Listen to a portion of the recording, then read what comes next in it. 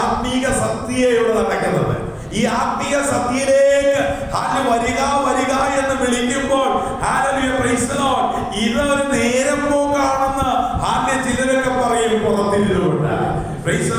ഈ ഉപവാസ പ്രാർത്ഥനയുടെ ആവശ്യമുണ്ടോ? ഈ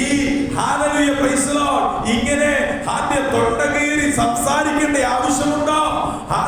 കണ്ണക്ഷോഭം ചെയ്യേണ്ട ആവശ്യമുണ്ടോ? ഇത്ര ശക്തമായി വിളിക്കേണ്ട ആവശ്യമുണ്ടോ?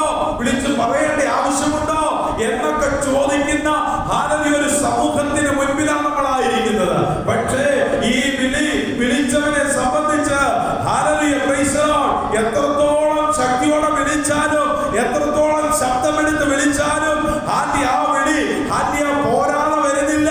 എത്രത്തോളം ഒച്ചത്തിൽ വിളിക്കാമോ അത്രത്തോളം ഒച്ചത്തിൽ വരിക വരിക വരിക എന്ന ഈ കൃപയിലേക്ക് വരിക എന്ന ഈ ശുശ്രൂഷയിലേക്ക് വരിക എന്ന ഈ ആത്മീയ ആരാധനയിലേക്ക് വരിക എന്ന ഈ ആത്മീയ സന്തോഷത്തിലേക്ക് വരിക എന്ന ഈ ആത്മീയ വിരുന്നിലേക്ക് വരിക എന്ന ദൈവത്തിന്റെ ആത്മാവ് നിന്നോട് സംസാരിക്കുകയും നിന്നെ വിളിക്കുകയും ചെയ്തുകൊണ്ടിരിക്കുക.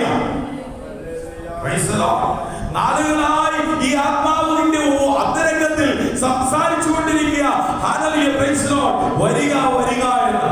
പക്ഷേ ആത്മാവിന്റെ ശബ്ദത്തിനും ആത്മാവിന്റെ ആലോചനയ്ക്കും നീ ചെവി കൊടുക്കാതെ പലപ്പോഴും പുറത്തിരിഞ്ഞ് ഈ ആലോചനയെ അവർ അടിച്ചുകൊണ്ട്, ഈ ആലോചനയെ അലക്ഷ്യമാക്കിക്കൊണ്ട് മുൻപോട്ട് പോകുമ്പോൾ സ്വർഗസ്ഥനായ ദൈവം ഈ വിളി വീണ്ടും വിളിച്ചുകൊണ്ടിരിക്കുക തന്റെ ദാസന്മാരെ അയച്ചു. തന്റെ ദാസന്മാരെന്ന് പറഞ്ഞാൽ കർത്തൃ ശുശ്രൂഷകന്മാരാ. കർത്താവിന്റെ വചനം ശുശ്രൂഷിക്കുന്ന ദൈവദാസന്മാരാ. ഈ വിളിയും